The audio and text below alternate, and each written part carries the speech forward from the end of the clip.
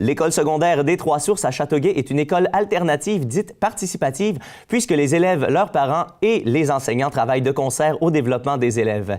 L'équipe de TVSO est allée la semaine dernière à La Prairie, à l'école secondaire de la Magdeleine, où 3 étudiants de l'école des Trois-Sources présentaient leur projet sur la cyberdépendance. Alors Annie, ça a été une initiative de qui? Est-ce que c'est venu de la part des étudiants ou si c'est toi qui as proposé le projet sur la cyberdépendance? Mes élèves de 6e cette année, l'an passé, ont vécu un projet entrepreneurial. Ils ont organisé une marche Trois sources pour la vie pour la Société canadienne du cancer. Donc, ils avaient vraiment aimé ce genre de projet-là. Puis, comme les élèves l'ont dit tout à l'heure, j'ai une élève qui est arrivée tout bonnement en disant qu'il y a son frère qui passait beaucoup de temps sur son iPod puis qu'au souper, ça créait des conflits, tout ça.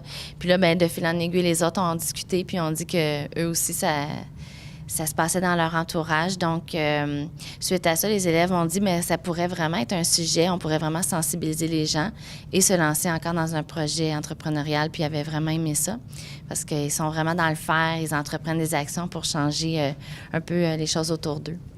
Et on parle beaucoup dans les derniers mois, dans les dernières semaines, dans les médias, de cyberintimidation, mais très peu de cyberdépendance. Est-ce que c'est un problème avec lequel tu étais familier? Est-ce que c'est quelque chose que tu commençais à voir se poindre à l'école?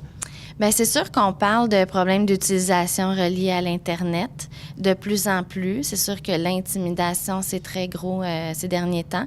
Mais de plus en plus, là, les élèves qui nous arrivent, on remarque qu'ils ont des comportements comme ça. Puis même dans notre entourage, les adultes aussi. On va souper avec des amis, puis ils sont pas capables de se passer d'un message texte qu'ils reçoivent. Donc, ça crée des distances, ou en tout cas, ça nous amène des réflexions.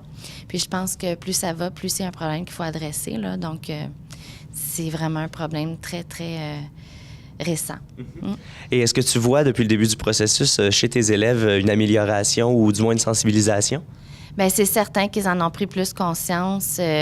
Puis même les jeunes qu'on a sensibilisés en ont pris plus conscience. On a des formulaires après le projet, qu'est-ce que ça a donné, qu'est-ce que tu retiens. Puis c'est vraiment ça, la réalisation que, wow, tout le temps que je passe sur Internet ou sur mes jeux vidéo, alors, c'est vraiment ça. Mais oui, les élèves ont pris conscience vraiment du temps qui passait, puis que ça peut être important de passer du temps, mais il faut équilibrer. Alors, ça fait combien de temps que vous travaillez, que vous parlez de cyberdépendance, que vous avez parlé de ça? Bien, c'est au début de l'année, on a décidé de faire un projet en entrepreneuriat. C'était surtout parce qu'il y a une personne dans notre classe, Clara Langelier, elle a dit que son frère il avait peut-être des problèmes de cyberdépendance. Alors, on a pas mal tout embarqué parce qu'on disait tout qu'on avait peut-être un petit peu de problème des fois quand on était trop dessus. Alors, on a décidé de s'embarquer dans ce projet-là et c'est pas mal la raison pour qu'on est dessus, là. Et puis, vous avez travaillé combien d'heures, à peu près, combien de temps vous avez pu mettre dans ce projet-là? Beaucoup de temps, mais exactement, on ne sait pas, mais ouais, c'est vraiment beaucoup de temps, là. C'est ça. Ensuite, je vais vous demander, vous étiez vraiment à l'aise pour la présentation. Est-ce que vous avez toujours été à l'aise comme ça ou si vous avez appris tranquillement pas vite? Je dois dire qu'on a fait on a beaucoup parlé devant un public, surtout pour notre soirée puis notre semaine.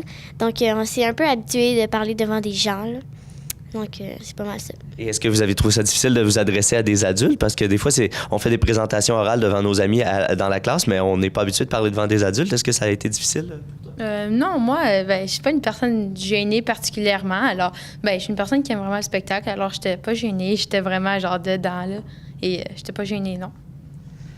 Et qu'est-ce que vous avez appris, selon vous? Qu'est-ce qui était la chose que vous avez appris qui était le plus intéressante pour vous? Bien, je pense que c'est de se rendre compte que la cyberdépendance, c'est vraiment un problème pour nous, pour les autres, pour tout le monde. Dans le fond, ça se développe de plus en plus dans la communauté. Mm-hmm. Et et pour les gens, là, ça c'est pour vous, mais pour les gens qui vous écoutent, qu'est-ce que vous pensez? Qu'est-ce que les gens semblent le plus apprécier dans ce que vous leur racontez, dans ce que vous leur dites? Qu'est-ce qui fait le plus réagir les gens?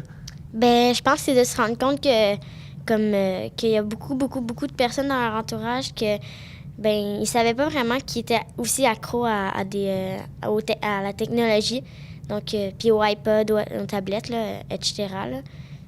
Puis pour nous aussi, wow. Ouais, c'est une grosse surprise. Des fois, on s'en rend pas compte, puis on est nous-mêmes là-dedans. Ça a été quoi votre partie favorite dans le projet, dans tout ce que vous avez fait depuis le début? Qu'est-ce qui a été votre coup de cœur, ce que vous avez aimé le plus? Moi, c'était vraiment quand on a commencé à faire l'activité, décider les activités, vraiment décider qui faisait quoi. Moi, j'ai vraiment aimé ça parce qu'on décidait quelle équipe qu'on voulait aller être, gestion, vraiment toute communication. Moi, j'ai décidé gestion parce que j'ai des idées, puis quand j'aime ça les déployer puis les dire à tout le monde, là. Et toi, ça a été quoi ta partie favorite? Moi, ça a vraiment été de présenter aux autres pour leur montrer qu'est-ce qu'on avait appris au cours du projet, aussi pour les aider pour les aider. Et toi? Et moi, j'étais en communication. OK. Puis j'ai aimé faire part aux gens de notre projet qui va avoir une soirée, annoncer dans le fond, faire les affiches, faire des messages à l'intercom général. Un petit peu trop joué. J'aimais vraiment les jeux vidéo, mais là, après savoir ce projet-là, j'ai pris conscience qu'il fallait un petit peu moins que je joue puis que je profite un petit peu plus de mes activités de mes amis. Là, c'était ça, là, pas mal. Et vous, avez-vous appris des choses sur vous? Des fois, un petit peu comme Thomas, je me suis rendu compte que je passais trop de temps, que ça me tentait pas de m'arrêter. Dès que tu commences à jouer, ça te tente de continuer, mais il faut que tu ailles une limite de temps puis des règles pour que tu saches quand arrêter. Puis moi, j'ai eu mon iPod pas longtemps, là. Puis j'ai remarqué que j'ai commencé à jouer, puis je m'arrêtais plus, là. C'était difficile de m'arrêter, là. Mais là, je savais qu'il fallait que je fasse mes devoirs, puis je m'organise aussi, là. Mais ouais.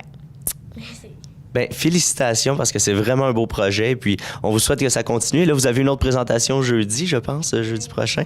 On va faire le concours entrepreneuriat. On a été invités, puis ouais. Vous êtes finaliste pour ce concours-là? Ouais, on est fiers. Vous avez l'air très fiers et vous méritez d'être fiers. Félicitations et merci. Merci. Merci.